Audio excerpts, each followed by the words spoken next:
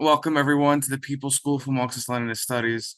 Tonight's class will be on a very important topic, industrial concentration, and it's done with the Labor Commission by the Labor Commission of the PCUSA.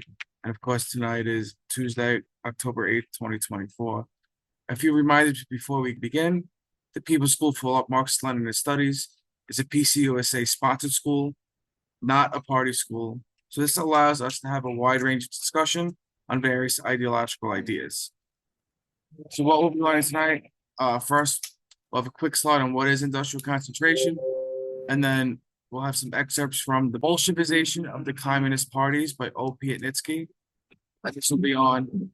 Then in the second section, we'll go into the old party's policies on industrial concentration, and then the last section will be the PCUSA on industrial concentration. Section 1. What is industrial concentration? The Bolshevization of the Communist Parties.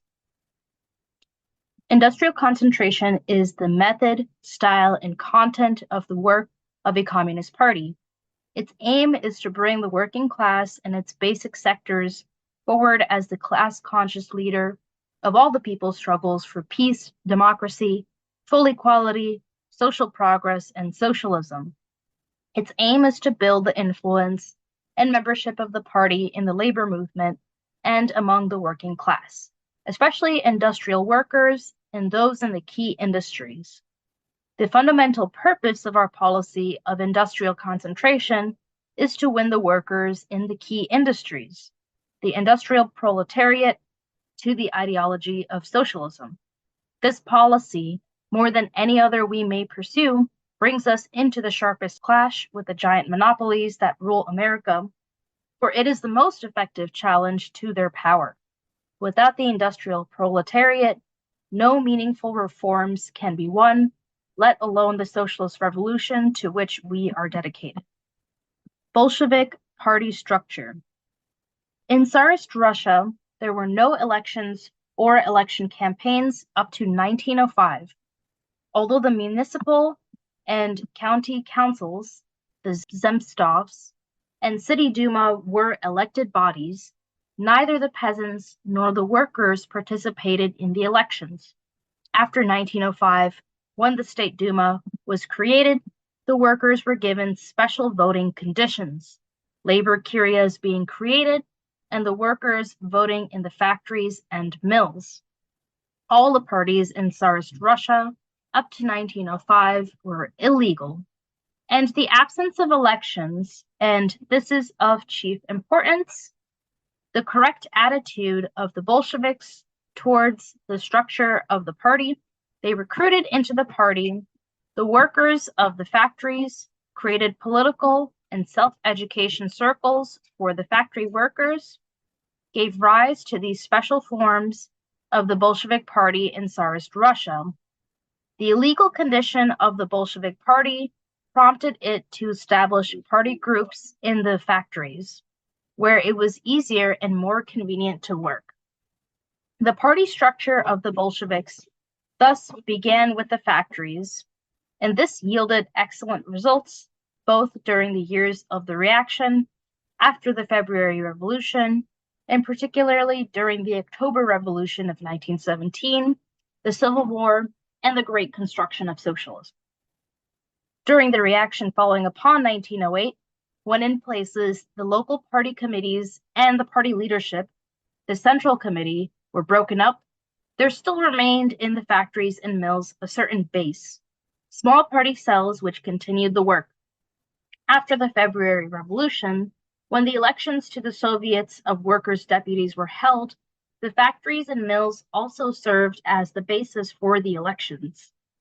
It is noteworthy that the elections to the municipal and district councils and the Constituent Assembly, which were based not upon occupational but upon territorial principles, were also carried out by the Bolshevik Party very successfully after the February and October revolutions, despite the fact that the party had no territorial organizations and its agitation was concentrated in the factories and barracks. The cells in the district and city committees conducted the election campaign without creating special territorial organizations for the purpose. During all periods, the lower party organizations of the Bolsheviks existed at the place of work rather than at the place of residence. Social Democratic Party structure and the Communist parties in capitalist countries. It cannot be said, however, that the Social Democratic parties were not connected with the factories and mills. They kept in contact with them through the trade unions which they headed through their members. Although the trade unions were not built along factory lines, they still had their representatives and financial secretaries in the factories, and since these financial secretaries and trade union delegates were mostly Social Democrats, the Social Democratic parties, through these trade union delegates and through the trade unions, were connected with the factories. When the Communist parties appeared, and they appeared in some countries as a result of secessions and withdrawals from the Social Democratic Party, while in others, such as Czechoslovakia and France, the majority of the Social Democratic Party decided to join the Communist International, the remaining minorities constituting themselves into Social Democratic parties. They built their organizations exactly after the model of the Social Democrats.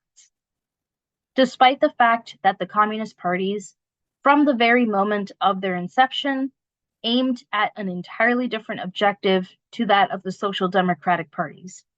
They made it their objective to overthrow the bourgeoisie and establish the power of the proletariat, while the international social democracy during the war supported its bourgeoisie, and after the war developed into the chief social support of the bourgeoisie. Nevertheless, the Communist parties constructed their organizations along the same lines as the Social Democrats, on the basis of election constituencies, along residential lines.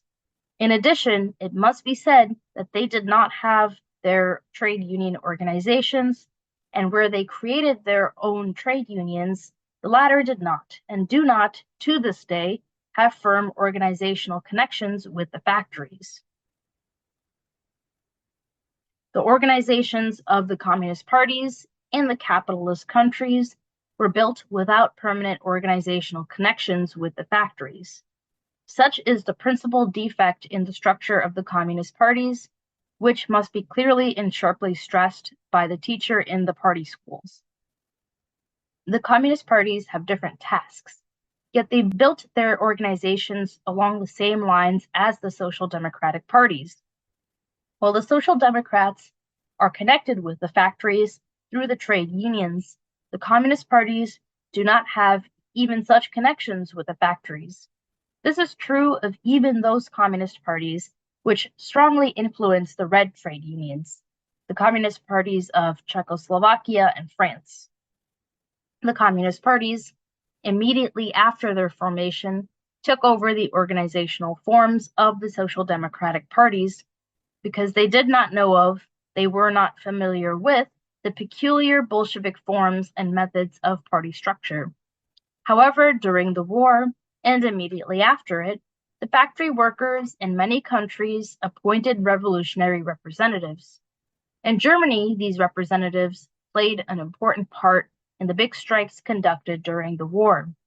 Elected factory committees, such as the shop stewards in England, and even sent representatives to local and national councils. In this way, they were able to realize the advantages of organizing at their place of work compared with organization along territorial lines. But after the revolutionary storm subsided, social democratic traditions gained the upper hand over the forms of organization approaching the Bolshevik forms of work in the factories.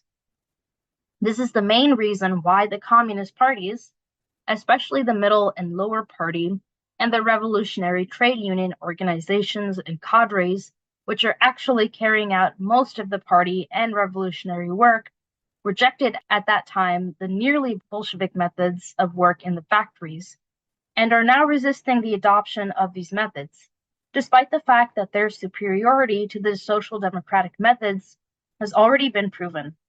In this, however, they do not meet with sufficient opposition on the part of the party leadership.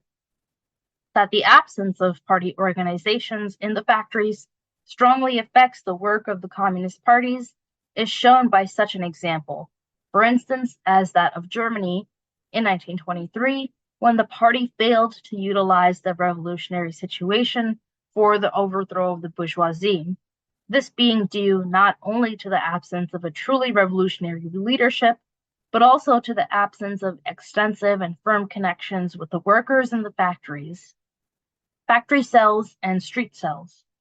In Tsarist Russia, the cells, or the individual Bolsheviks in the factories and mills in which no party cells existed, utilized all the grievances in the factories. The gruffness of the foreman, deductions from wages, fines, the failure to provide medical aid in accidents, etc., or oral agitation at the bench, through leaflets, meetings at the factory gates or in the factory yards, and separate meetings of the more class-conscious and revolutionary workers. The Bolsheviks always showed the connection between the maltreatment in the factories and the rule of the autocracy, for the workers felt the effects of the Tsarist whips on their own backs, in jail and exile for their protests and strikes against the employers. At the same time, the autocracy was connected up in the agitation of the party cells with the capitalist system, so that at the very beginning of the development of the labor movement, the Bolsheviks established a connection between the economic struggle and the political. When the sentiments of the workers in the factories became favorable towards a strike, the Bolshevik cells immediately placed themselves in the leadership. The strikes in single shops spread to all departments. A strike in a single factory spread to all the other factories. And the strikes of the factory workers, under the influence and leadership of the Bolshevik party organizations, frequently assumed the forms of street demonstrations. And in this way, the economic strikes developed into a political struggle. In the history of the labor movement of Tsarist Russia, there were many cases when strikes at individual factories developed into strikes of all the factories of the entire city and affected other cities as well. All such strikes, despite the underground work of the Bolsheviks, demanded great sacrifices on their part, as well as revolutionary workers. But these sacrifices, the struggle, and daily activity gave rise to new cadres who continued to struggle. In this way, the Bolshevik cells became organizers of the struggle of the masses and conducted the economic and political struggles. The Third Congress of the Comintern, held in 1921, adopted the first theses on the question of the structure of the communist parties in the capitalist countries. Up to 1924, the communist parties completely failed to respond to these decisions of the Third Congress. Now, many of the communist parties already have factory cells, but in most cases, especially in the legal communist parties, they do hardly any work in the factories. The social democratic traditions of party structure have been so strongly rooted in some of the communist parties that they press upon the party members even when Bolshevik forms of organization are already applied.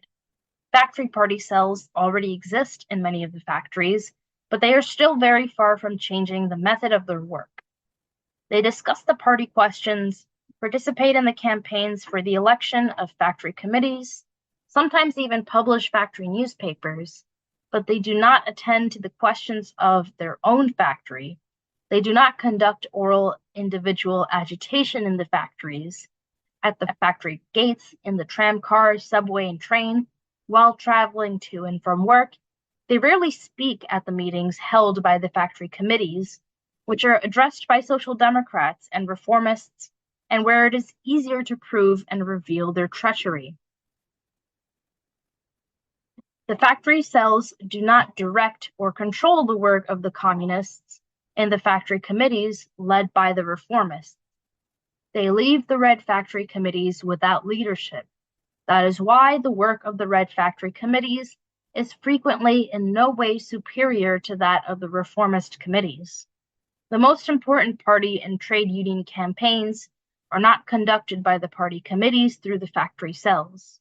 Even the municipal, district council, and parliamentary elections, which are held quite frequently, are still carried out, not through the factory cells, but through the street cells. All this leads to the factory cells learning of strikes in the shops, and even in the factories in which the members of the cells are employed only after they are already begun. Even in those cases when the factory cells and the groups of the trade union opposition and red trade unions do prepare for a strike, as soon as the strike committees are elected, they withdraw from the leadership and cease to exist as organizations, of which the reformists are naturally quick to take advantage. This may be said of the majority of the cells existing in the factories and mills of the capitalist countries. This does not mean that there are no cells there which are working excellently, which have proved that the factory cell system is superior to the social democratic system of building the party organization. Unfortunately, however, such cells constitute a minority, while the enormous majority of the cells in the factories do not work at all, or work poorly. In very many cases, not all the members of the party employed in the factories join the factory cells to this day. The Bolshevik Party knew only one form of lower organization, the cell in the factory, office, army barracks, etc. Taking into consideration the conditions abroad, the Comintern was forced to introduce an additional form of organization, the street cells. They were introduced for such members of the party as housewives, small artisans, etc. The street cells were to be used for the party work in the places of residence. The street cells are to embrace also the unemployed members of the party until they find work. The street cells have definite tasks: to canvass the homes of the workers, to distribute handbills, to help in the election campaigns, to give outside help to the factory cells. In the big cities abroad, it happens that a worker is employed in the city itself, but lives far away from the city, sometimes even in a town located several miles from the city. But in the evening, as well as weekends, the party members living far from their places of work must be utilized by the local party committees and street cells for party work in their place of residence. The basic work of these party members still remains that in their factory cell, but instead of making it into a merely subsidiary organization, the communist parties made the street cell the predominant organization. They began to create street cells on such a scale that they embraced 80% and sometimes even more of the party members. In other words, in the street cells, they found a loophole through which they sought to drag in the old form of organization, to leave intact the old territorial form of organization of the party members. And the entire struggle of the organizational department of the ECCI for the past 5 years to get the communist parties to check up on the membership of the street cells and remove those employed in the factories from them produced practically no result. So with that, we'll break for our first round of questions and comments. I'd just like to say a couple things, but first, I just want to note in this text it mentions street cells. Those here in the U.S. they're more commonly referred to neighborhood or community cells or geographical cells. I just want to make sure that was different because this was, of course, written by someone from the Russian Party.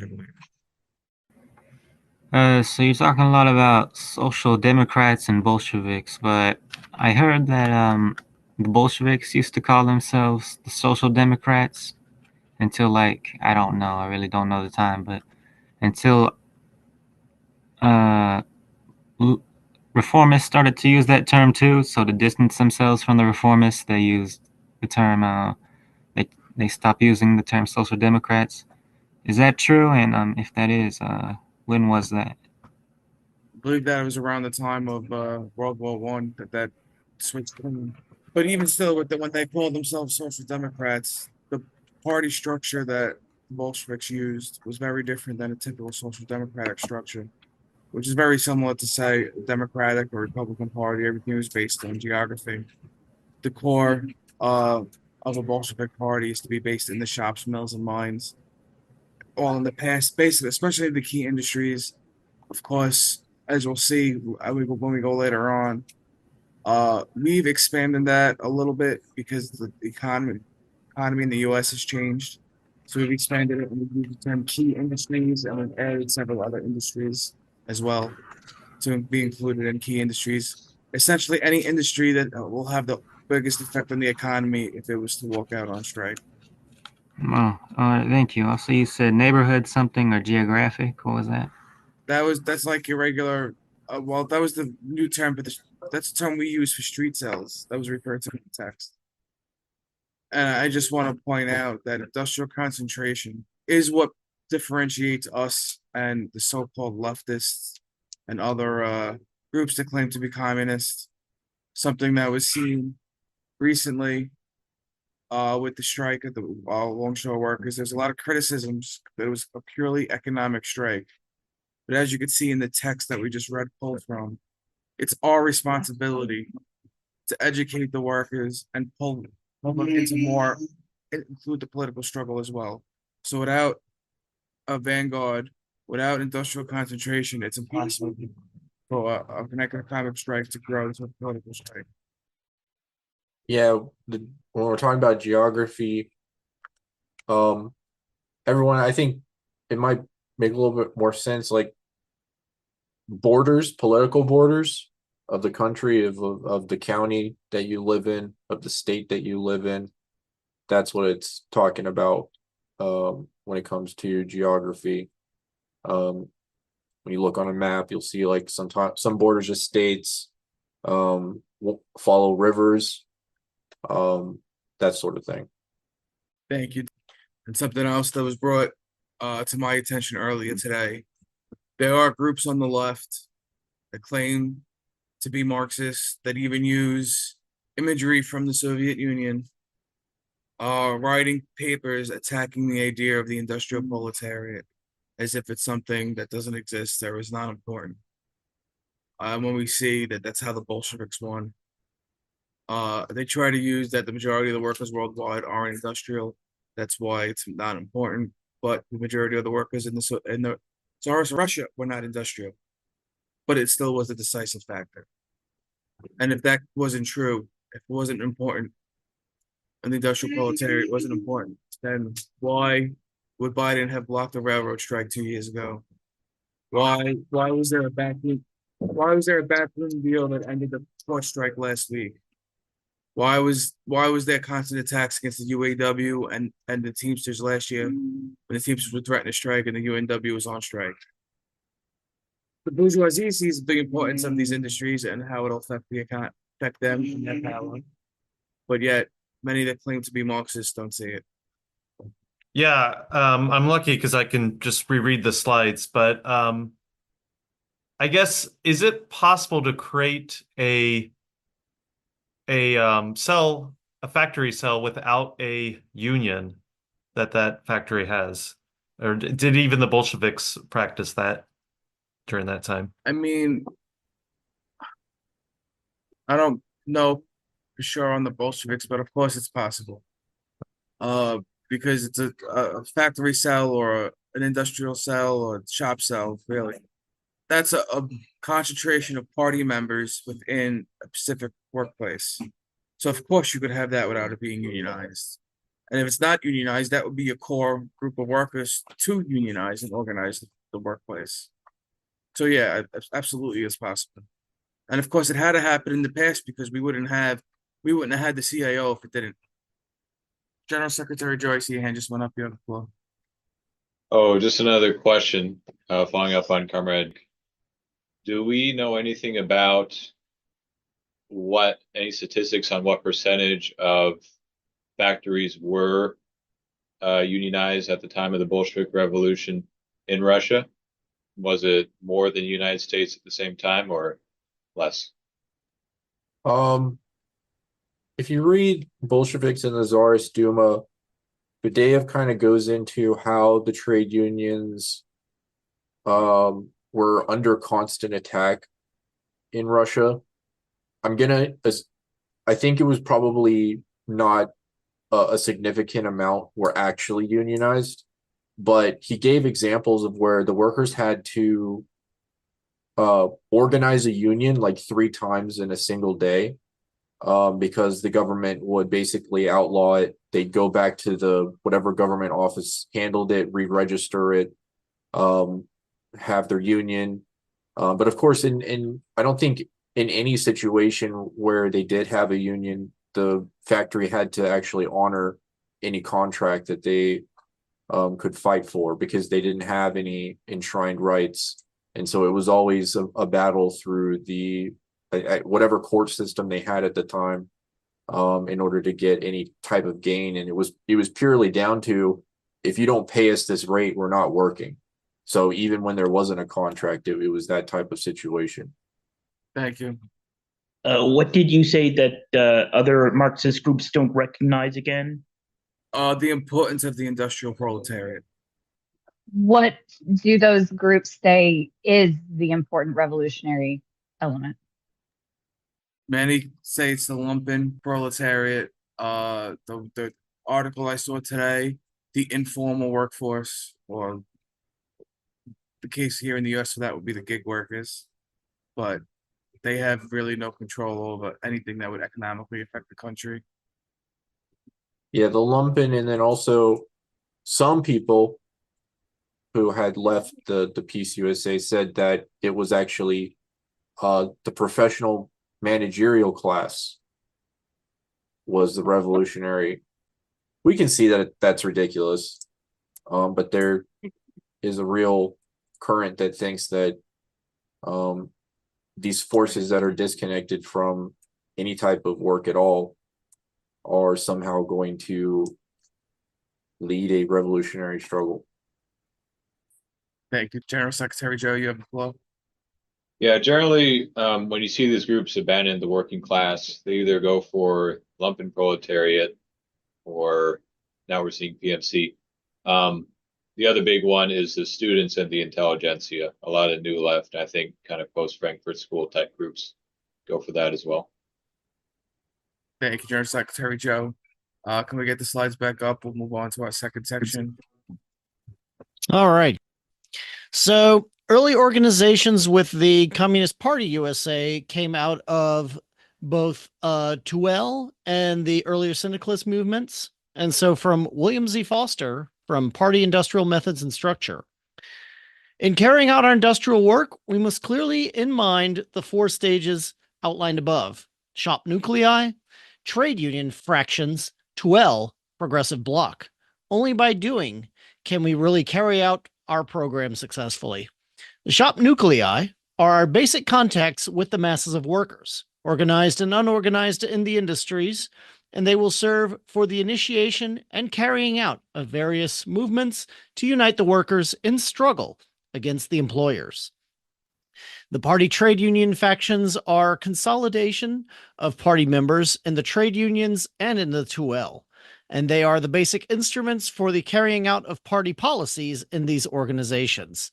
The Trade Union Educational League is the organization of the left-wing elements, generally in the trade unions, and serves to unite them in militant struggle against the bureaucrats and for the rejuvenation of the unions. The Progressive Bloc, in closest possible organic connection with the Tuel, will be the beginnings of organization among those broad, discontented, but ideological backward organized trade union masses seeking blindly for some way out of the impasse into which they have been led by their reactionary leaders. As pointed out in the beginning of this article, the working class, due to the severe defeats it has recently suffered on the political and economic fields, has a lowered fighting morale, and because of additional factors which have tended somewhat to break some of our connections with the masses, the general effectiveness of our propaganda has been lowered. But these are passing phenomena. The pressure of capitalism increases constantly on the masses, and they will soon be driven into a fighting mood again. The present passive state of organized labor must eventually give way to fresh wave of organized labor struggle against the employers, and the connections that we have lost through the Labor Party splits, etc., will soon be reestablished. The way to reestablish these connections and to take the real lead in the struggles of the workers will be by militantly carrying out the political and economic programs of the Workers' Party through the organization forms outlined above. We must eradicate the lingering conception that work in the trade unions is in some ways syndicalistic. This is a basic error which gravely injures our party. We must recognize the trade union work as one of the prime tasks confronting our party. We must undertake it with far greater militancy and upon a broader scale than before in the history of our party. So this pamphlet was done in 1925, and so now we're jumping to Political Affairs, 1949, William Winston. In the van of the mass struggles. In the period from 1929 to 1933, the years of the deepest economic crisis, the party succeeded in part in overcoming the sectarian detachment from the masses of workers and became the organizer and leader of millions of unemployed whom it formed into unemployed councils. The councils conducted two stirring historic nationwide hunger marches in the teeth of the fiercest opposition from local, state, and national governments, organized many unemployed conventions, and held numberless city and state unemployed meetings, marches, demonstrations, anti-eviction fights, and other struggles of Negroes and whites for the relief and unemployment insurance.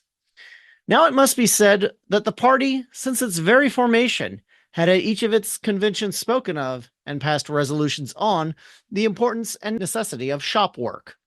However, while it has energetically supported the mass campaign of the TUEL in the Union since 1921, it was only in 1925 that the party began to form shop branches. These shop branches, side by side with the work of the TUEL, brought substantial results, notably in the organization and hard-fought strikes of the Passaic textile workers in 1926, the New Bedford textile struggles in 1928, the famous Gastonia textile strike in 1929, the big important mining struggles of the latter 20s and early 30s, and in the help given to the many union battles during the 1931-33 in the industries referred to above. Party shop work, in some instances, initiated the struggles in which all cases strengthened their solidarity and militancy and helped to consolidate the organizational gains. Continuing on. So what was lacking in the understanding of the party? The party did not fully grasp the fact that as a party of a new type, a vanguard party of the working class, it must be inseparably bound up with the working class with every fiber of its being. This is a quote of Stalin, because the working class is the only consistent, democratic, and revolutionary class, the most determined enemy of reaction and fascism, the class most capable of imbibing socialist ideas. It did not understand sufficiently that only if we tenaciously concentrate our work among the industrial workers can we fight effectively for democracy and peace and build a party and militant union movement capable of withstanding the blows and persecutions of the monopolists. Other classes or groups, such as poor and middle farmers, small businessmen, and professional groups, represent important social elements that must be won as allies of the working class. But these classes and strata are, by the nature of their position in society, vacillating and unstable, and therefore unable to play an independent role. And from here, we're going now to 1952. This is from For a Fighting Party Rooted Among the Industrial Workers by Henry Winston. The central task before the party is the fight for shifting the main base of our party to the working class. This cannot be done unless we turn the face of the entire party to the workers in the factories. There is already a new awareness in our party of this urgent task.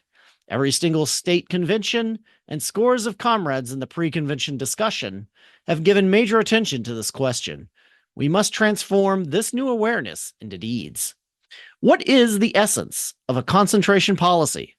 First of all, it requires a fundamental understanding of the role of the workers in the basic industries in relation to the working class and the life of the country as a whole. It is precisely these workers employed in the huge plants by the tens of thousands who, as Lenin pointed out, become educated to understand the need for unity, collective action, and solidarity by the very process of large-scale production itself. One cannot conceive of successfully building the Progressive Party, of organizing an effective fight against the draft, or in defense of civil liberties, a successful fight against war and fascism. Secondly, such a policy requires the selection of the points of concentration where a base must be secured. If we are to set in motion the entire labor movement, this means knowing which districts must be given major national attention, which industries are key, and what plants are decisive. Concretely, while we must strengthen our base in all industrial states, we must above all shift our main emphasis to such states as Illinois, Ohio, and Michigan, and to Western Pennsylvania. While we must strengthen the party in all basic industries, we must particularly select for major concentration such industries as steel, auto, mining, maritime, electrical, and railroad. Within these industries, we must pursue a policy of concentration in key industrial towns and key plants and departments, with special consideration to the most underpaid sections of the workers, the unskilled and semi-skilled. In some districts, additional industries may be selected, as for instance, textile in the South and New England, and Ohio rubber, in addition to steel and mining, etc. Thirdly, the full mobilization of the party is required to achieve the objectives of our concentration policy. Concretely, this means that all party clubs must have a share in the responsibility for work at the concentration points. Communists in the mass organizations, trade unions, etc., should try to convince these organizations similarly to pursue a concentration policy. Fourthly, beginning with the national and state leaderships, the entire party must be involved in planning, guiding, and assuming systemic control and checkup of concentration objectives. All political and organizational problems must be discussed and reviewed from the standpoint of how to realize them in concentration industries. Systematic discussion of the problems in concentration industries must be organized in the top political bodies of the party.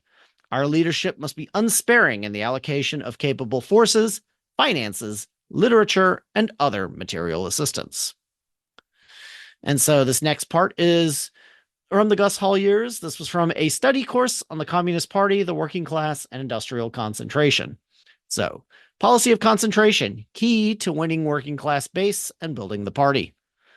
Policy of concentration, political and organizational policy to strengthen the party's political influence and organizational strength among decisive sections of the working class in trustified plants and industries. Concentration as a system of work, centering attention of the political and organizational leadership from the National Committee to the club to secure firm roots in key industries, shops, and working class communities nationally in each state, city, and locality. The policy of concentration is not a policy for the special group of comrades, nor a special sphere of work which is carried on alongside of other tasks.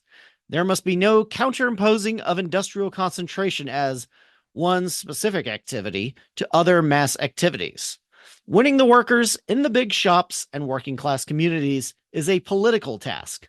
The struggle for the political policies of the party, which embrace both economic and political issues.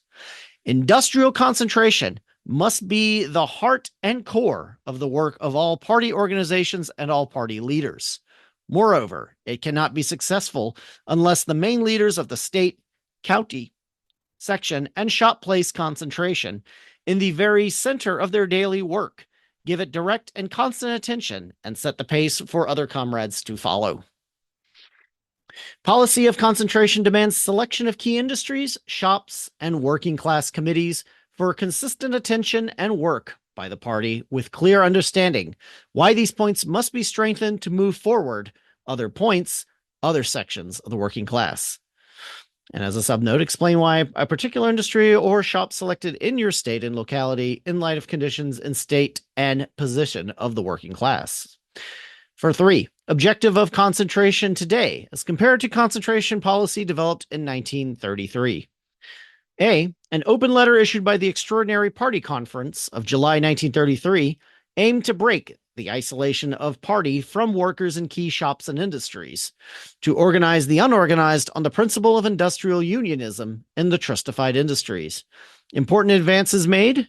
The party increased its shop membership, led numerous shop and industrial struggles, helped initiate organization of unorganized, and contributed to the formation of the CIO, or the Congress of Industrial Organizations. By 1936, the party increased its shop membership to 5,000 and the number of shop groups to 600. In contrast to 1933, workers in heavy industry in the main organized, although large numbers, especially in the South, still remain unorganized. Offensive of reaction endangers existence of trade union movement and gains secured in past struggles. Objective of concentration today, therefore, is to strengthen party, to help develop struggles of workers against monopoly attacks and betrayal of labor bureaucracy, strengthen left progressive camp through development of united front from below around concrete immediate economic and political issues, to defend unions as class struggle organizations, to accelerate process of independent political action through united front political actions and building of third party, to advance class understanding of workers by systemic exposure of capitalist exploitation and by drawing lessons from day-to-day struggles. And then the last section we have is from Rashid Story. This was from a pre-convention paper submitted called Industrial Concentration, Key to a Working Class Party. This was submitted for the 18th National Convention of the CPUSA. So we discussed the necessity for the whole party to mobilize around youth work, especially regarding industrial concentration. It was brought out that there needs to be more discussion on how students, as well as adults, can aid in industrial concentration. For example, in literature distribution, industrial concentration was stressed as the most important task of the party and the youth organization. Our young people are now engaged in discussions on how to best implement the party's policy of industrial concentration. They will be a very important part of the concentration policy. These discussions are going on with members of the industrial section, the state leadership, and the state secretariat. These discussions with our young people are going to be and should be a major feature of turning the party towards the working class.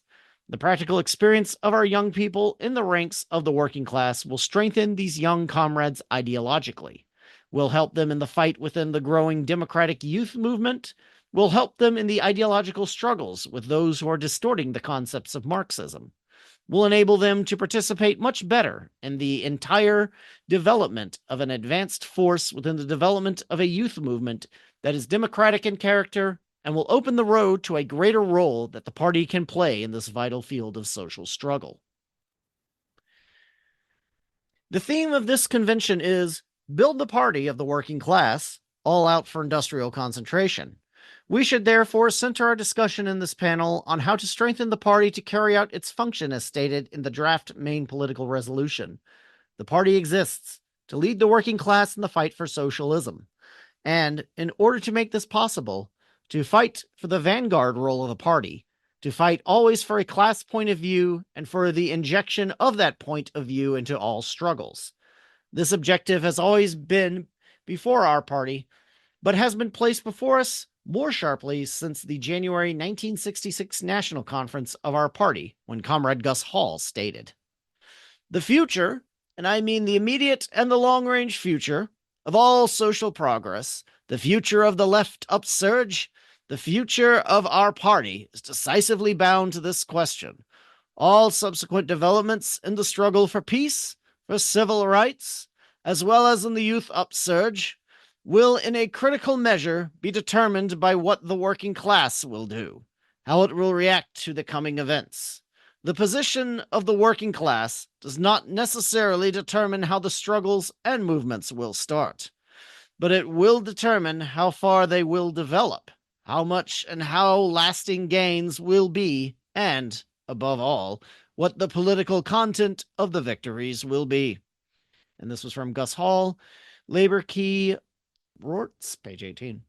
Therefore, the basic tasks of our party from here on out must relate to the working class, to its organized sector in the trade unions, and most specifically to workers in basic industry.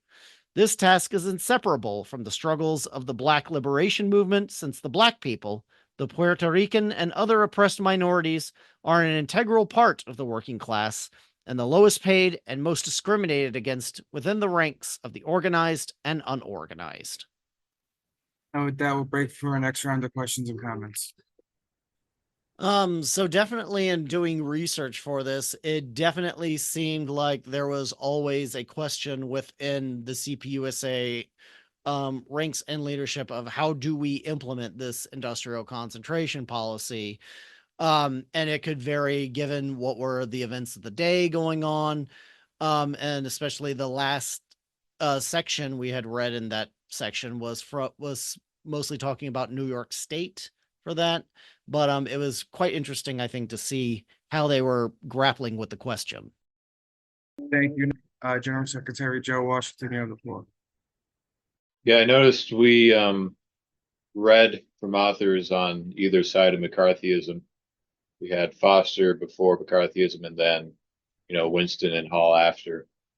Do we have any information on how that period affected the proportion of industrial concentration in the party?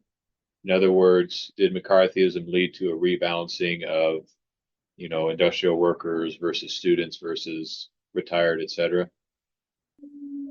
I believe it did. I'm not 100% sure on this, but the Henry Winston work, it was a speech that he gave to the 14th Party Congress in 1948, and in that he breaks down the lower percentages of industrial concentration that they had than before. So McCarthyism definitely played a role. Also that could have played a role though was the Popular Front period, where there was less of a focus on organizing within the workplace, and it was more towards the anti-fascist struggle. That could have had an effect as well. But yeah, there was definitely an effect of McCarthyism. General Secretary Emeritus Angelo, you have the floor. Yeah, okay. In the 70s, when I joined the party, there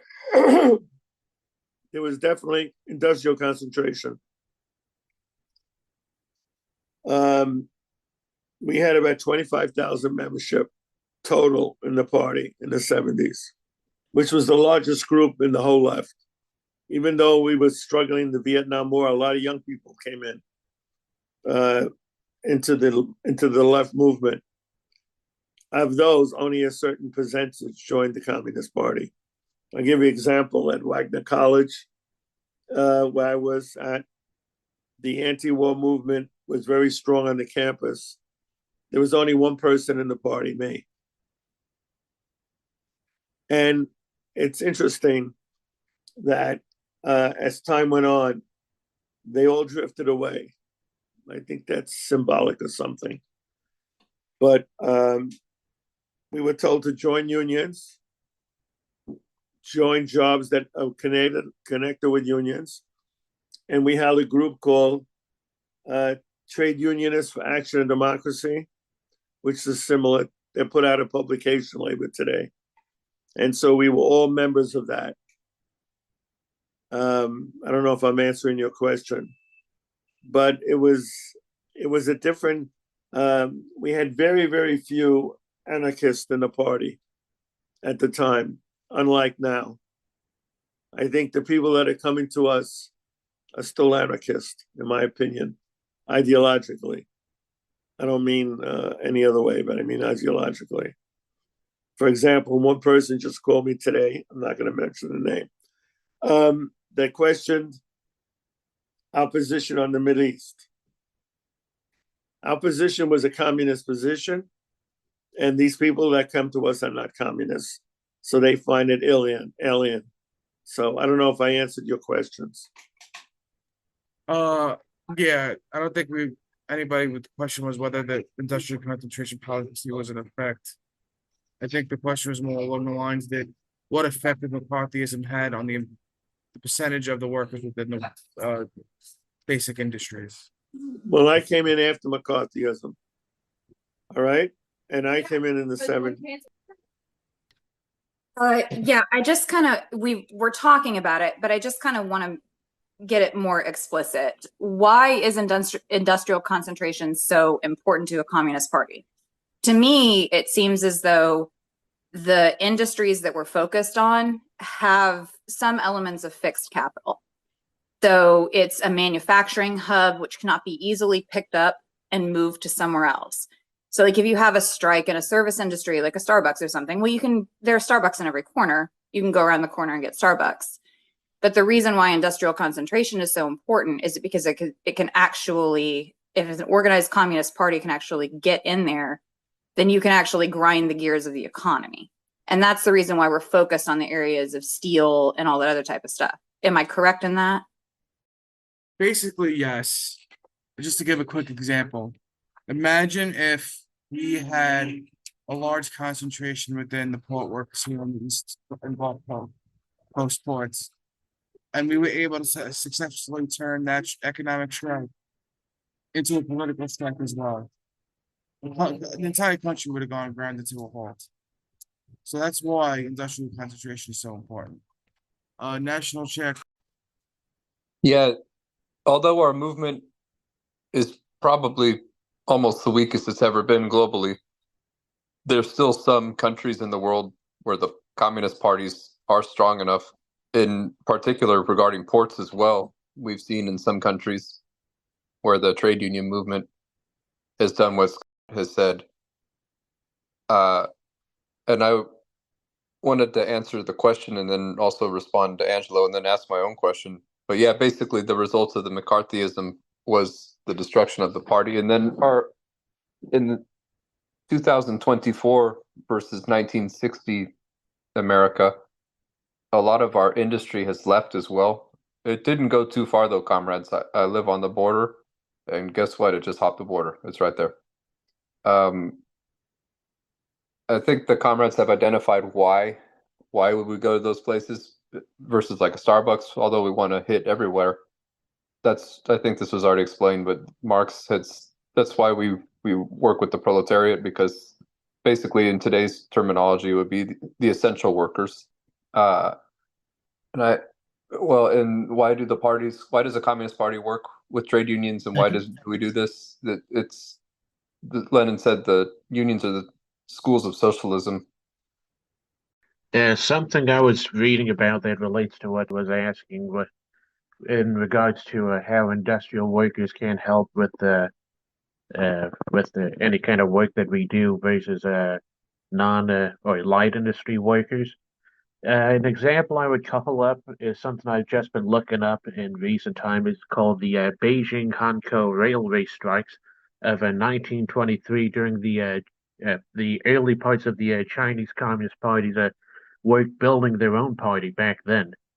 Long story short, it was a 12,000 kilometer long railway with union stations all along that railway, where the Communist Party was building up cells within each of the sections of that railroad, and they organized a mass strike all along that railroad and basically crippled the entire economy along that line for, I think, around 40 days, give or take.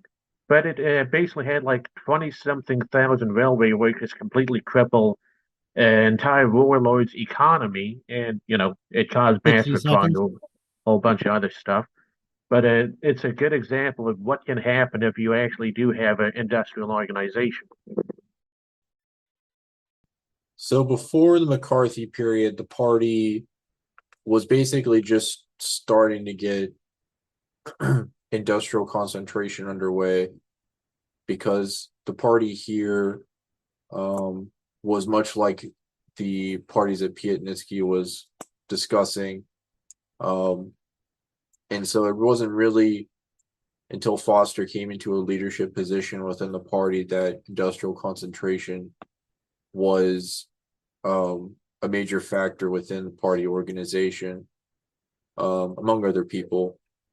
But after the McCarthy period, what gains that were made in the party were not lost entirely, but it was diminished. And so there was a lower percentage 60 of seconds. shop to street cells. And based off of how the party operated during World War II, the party had really taken on a mass character, and so that had kind of that diminished the shop sales even further. Yeah, I was actually, I almost got at what I was gonna ask. I was gonna ask, so during the Popular Front period, when there were no strike agreements, all industry was being done for the war effort. What was the role of the party in the shops at that time, among the industrial workers? The party was it advocated for wartime production, respected the no strike pledge, and it also it didn't pass out any literature that really stoked any conflict between the workers and the bosses in a way to invoke a strike. It stopped passing out literature essentially that would criticize the bosses during the war, because if to do that would jeopardize wartime production, and this is a fight against the fascists. And so the consequence is that the party took an approach afterwards, because due to a lot of different factors of becoming the CPA. Something that's very interesting. Lenin told us to organize inside the army. You should all remember that. Mm-hmm. The first thing they did when they went inside the army, communists, when they joined the service in World War II, this is very interesting. All connections with the party stopped. I had experience of this. People told me when the war ended, they came back into civilian life and they rejoined the party. While they were in the army, they had no connection with any party directives. I think that's problematic. I don't know the reason why that was done. Maybe there was a reason done. It doesn't make sense to me. I think ideology was put on the back burner. To win the war was more important. But they did it to the extent that the service people, when they went back, they had all these changes. They came back to Browder and the CPA. Remember that. That was very shocking to them. They didn't even know that this happened in the party. So that's something that you have to understand. I don't know if it realizes that. Thank you. All right, with that, we'll move to our next round of class section. Okay, this section 3, and this is the PCUSA on industrial concentration. There was a time in the history of the Communist Party USA that its social composition, that is to say, the relation to industry of its party members, was decidedly comprised of workers in the mass production factories.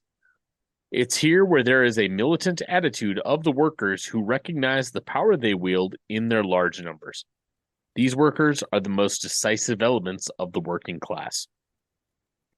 Recently, the massive upheaval of the workers in the large factories has given a jolt of life to the, until now, declining labor movement. Events today are a monumental refutation of the decades-long era class collaborationist policies of the misleaders of labor. No longer will the workers allow themselves to be some of the most exploited on earth. No longer will they put up with the corruption and autocratic leadership of the old unions. Militant struggle is the order of the day, to struggle one day longer than the bosses. It is a situation that the Party of Communist USA must recognize as part of dislocations and rearrangements in the basic industrial structure of the country, as well as internationally. It is one that is tied to the increasing pauperization of the American worker, who is the most indebted, most exploited, and naked before the capitalist class. The average American is $90,000 in debt, has almost no rights as a worker, with many, quote, rights existing only on paper, and receives their wages in increasingly infinitesimal proportion to their labor as the capitalists have free rein to plunder. The U.S. capitalist class has had a death grip on labor's throat, but the tides are changing. The American worker has had enough and has woken up to realize how perilous the situation is for not just this country, but for humanity in general. All the problems facing the country and the world are unsolvable under the present way of doing things. Biden's timid concession platform meant to, quote, heal the nation, has failed to live to its promises as the threat of fascism looms in the background of it all. There is only one path forward for the U.S. which averts disaster, and it's with socialism-communism. However, as Lenin says, quote, the masses learn from life and not from books. They require an active militant element which can provide characteristic communist clarity on the issues facing the workers. Only through struggle and facing the demagoguery of the capitalists and their reform schemes can the workers learn of the futility in, quote, fixing the issues of present society. How can this be done? There are two struggles to consider, the economic and political. More specifically, these are the struggle for economic demands and political demands, the struggle for immediate needs of the workers, and the struggle from the interrelations between all classes and stratum under capitalism. Reliance on forces in one struggle over the other is futile and a recipe for isolation as well as confusion in the party. For example, in recent years, the Black Lives Matter movement has taken big strides, but also has become a home for all kinds of opportunists. Some think revolution is possible only through the political struggle, while forgetting the economic struggle. Only by uniting both can political demands be backed by militant trade union strength and power. Similarly, the struggle of the workers for better wages and benefits has had varying success. As usual, the craft unions hold a prestigious position among labor at the expense of the unorganized. Corruption and autocratic control of the unions are an issue facing most of the rank and file. The long and storied history of the unions expelling militant members has left them without class-oriented leadership and susceptible to every attack imaginable by the capitalists. It is the task and duty of communists to provide the leadership needed in the economic and political struggles. We must struggle against opportunism in movements like Black Lives Matter and against opportunism in the trade union movement. Both must be united, strengthened against class collaborationism, and put on the basis of class struggle. The decline of the American trade union movement. The current share of union membership among all workers is 10%, which is in fact worse than of the 1920s, before the establishment of the National Labor Relations Board in 1935. In fact, almost immediately following the right to collective bargaining was won, nearly 36% of workers organized into unions by 1945. This is an over 20-point increase within 10 years. Ever since 1945, the trend has been in reverse. The decline after 1945 receded from 36% at a 0.35% a year until 1976, saw only 25% of the workforce unionized, whereupon the decline accelerated at 0.9% a year between 1976 and 1986, with 16% union membership. It then slowed to 0.16% a year between 1986 and 2020. It is the period between 1976 and 1986 which is particularly relevant to our present situation. It was the consequence of a more fundamental attack on organized labor, an attack which crippled it at its most basic level. The McCarthy period right after World War II resulted in devastating blows to militant leadership in the unions. Its subsequent decline from 1945 to 1976, and it still affects the movement today. However, something more critical happened in the 1970s.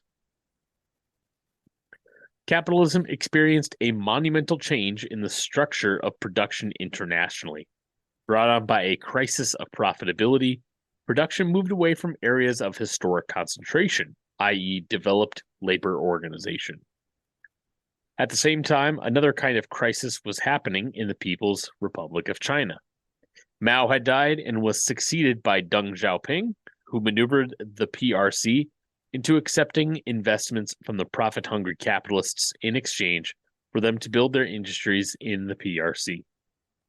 This process was implemented under, quote, reform and opening, using primitive accumulation or the expropriation of land and people to strengthen the basis of capitalist production existing in China, using Mao's concept of, quote, regulated capitalism to transform the national economy to a, quote, higher level, now using foreign capital under Deng Xiaoping to develop industry in China. Other countries in the Asia-Pacific area also maneuvered to accept profit-hungry investments from the major imperialist powers in crisis. Cheap land and labor, owing to the restricted development outside the advanced capitalist countries, formed the basis of the international restructuring of the basic industries. The restructuring of the basic industries in the United States meant the decline and deterioration of the old industrial sector of the working class. This decline being intricately tied to the general crisis of capitalism in the 1970s and the maneuvering of the international bourgeoisie culminated in the relocation of industry from heavily unionized and organized centers around the world to some of the worst organized and least unionized areas. This international maneuver of the capitalists to relocate production in the areas of the lowest wages, what liberals generally refer to as the, quote, race to the bottom, meant the greatest exploitation of the workers and the pauperization of the workers in the advanced capitalist countries. The now, quote, transnational corporations were no longer compelled to provide health, safety, unemployment, or social security benefits, and importantly, minuscule taxes paid, if any. The development, however, of industrial production outside the US and the other imperialist countries constitutes a direct threat to the super profits of the advanced capitalist countries. The base premise of imperialist super profits is the cheap import and expensive export, which is difficult to maintain when imperialist countries cannot obtain their imports cheaply when the development of industry abroad is hastened. In response to the development of industrial production in China and elsewhere, which has been in development for decades, the United States today has been forced to take on a protectionist stance. It seeks the redivision of the world markets and the reconcentration of industrial production within its borders. In essence, the United States seeks to cannibalize the world capitalist system and fascistically destroy production abroad so that its industries will retain their monopoly positions. The U.S., with its, quote, trade deficit and corresponding trade war, signifies the decline of U.S. monopoly on industrial production against its rise in China and elsewhere. There is no shortage of escape routes for the bourgeoisie from crisis, but the areas of the world where super profits can be maintained without violent redivision are few and far between.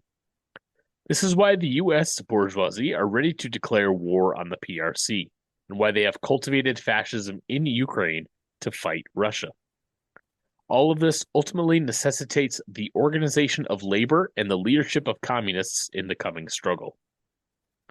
Renaissance of the American trade union movement. There is a new crisis of profitability today, and it marks the second in less than 11 years. We see this crisis span from the, quote, Great Recession of 2008 to the present crisis beginning in December of 2019 and is exacerbated by COVID-19. The, quote, prosperity years of 1986 until now have in reality been years of intense class collaboration and subsequently harsh speed-ups and exploitation of the American workers. These workers have begun to once again wake up from the death grip held on their throats. Year after year, the pauperization of the U.S. grows more extensive as capital struggles to find productive investments. More and more capital is resorting to outright gambling in immense Ponzi schemes on the stock market and in the form of sports betting. In 2020, clandestine and spontaneous protests over political demands for Black liberation took on dimensions that perhaps have never been experienced in this country before. Additionally, in 2021, the economic struggle has been invigorated by the changing tides and organized its own fight back, the likes of which have not been seen since the crisis of the 1970s. The growth of industrial production and the movement for political demands within the U.S. is paramount for the Party of Communist USA to understand its role in navigating the changing situation. It must do this to establish itself to lead the decisive elements of the working class in the mass production, building, mining, utilities, and distribution industries, which are listed as key industries throughout the rest of this document. There is a new renaissance in the American trade union movement, and we must act now to see to it that the Party of Communist USA plays its role to finally realize political and economic leadership in the mounting struggles of the American workers. This means taking stock of the changed industrial landscape of the country, which underwent monumental reorganization after the crisis of the 1970s. Whereas before, certain areas of the country were focused on specific industries, now such industries have become, quote, decentralized. This means, for example, steel production is not, for the most part, only in Pennsylvania, but is now more or less equally spread throughout the U.S. in areas which have not historically been centers of industrial production. This is primarily seen in the right-to-work states where the workers are mostly unorganized. There is no shortage of workers in the U.S. The basic contradiction between the workers and the capitalists remains. There is only the issue of the party understanding industrial concentration in the new organization of basic industry in the U.S. The key industries account for over 30 million workers. The U.S. also accounts for 18% of global manufacturing output, with a workforce of only 16.3 million in manufacturing. Representing a decisive force in the global proletariat, where to account for 20% of global manufacturing output, the PRC does so with a workforce of 128.8 million in manufacturing. U.S. manufacturing value added was around 2.3 trillion for 2021, and the PRC manufacturing value added was around 4 trillion for 2021. The average yearly wage of a worker in manufacturing in the U.S. is about $32,000, yet the average worker in U.S. manufacturing produces $176,000 per year. This must be compared to the average worker in the PRC who makes $12.8 thousand per year, yet produces on average $30,000 in manufacturing output per year. The U.S. manufacturing worker has a lesser share of what is produced by them, factoring in the inability of U.S. workers on average to afford their maintenance by ballooning debts, and the fact that taxes, largely paid by the workers, account for staggering portions of their income. The average U.S. worker in the key industries is more indebted and taxed burden than most other workers in the world. All right, with that, we'll break to our last round of questions and comments. Okay, just to share a quick anecdote of kind of what we're up against.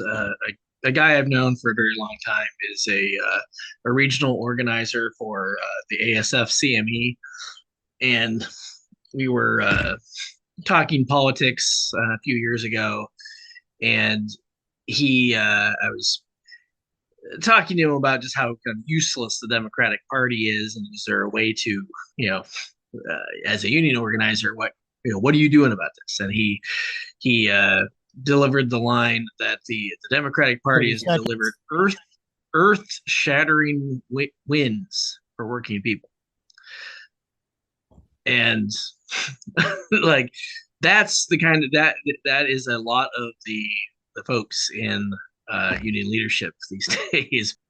Yeah, I mean that's it. I think that's all I response to wanted. that is we see that changing. We've seen the Teamsters, we've seen the IAFF refuse to endorse a candidate this year in the presidential election, and of course we've seen the UE call for building the Labor Party. The tide is changing. More people are starting to see exactly what you said. So, and that's part of the fight here as we look forward to build an anti-monopoly coalition. Yeah, comrade, whenever we talked earlier, I mentioned the industrial concentration thing, and you said, yes, the difference is between being able to turn into a labor strike versus a political strike. All right, so is the goal of a communist party to ultimately be able to achieve a political strike? And if a political strike is the goal, what parameters should a communist party have in place before they call for that political strike? Well, the goal is to overthrow capitalism, but a political strike, the goal should be to turn any economic strike into a political strike like the Bolsheviks did. I think where the difference lies. Okay. Well, darn, I had a question, but I just really like reading that. It was very well written. I wouldn't expect anything less from the PCUSA, but it talked about we need to push for more industrial, I guess, industry, and that's kind of the part where I have a hard time. I mean, is it that we need to increase the number of workers that are working in these 30 industries, seconds. or that we need to be just increasing the production of these industries? Because I just kind of find it a hard thing to grapple with all the capital leaving this country. That's We need to increase our membership within these factories. okay. Thank you. The time now is 9:29. We're gonna have to skip our closeout slides. See the time. It's been a great place tonight. Good night, everybody.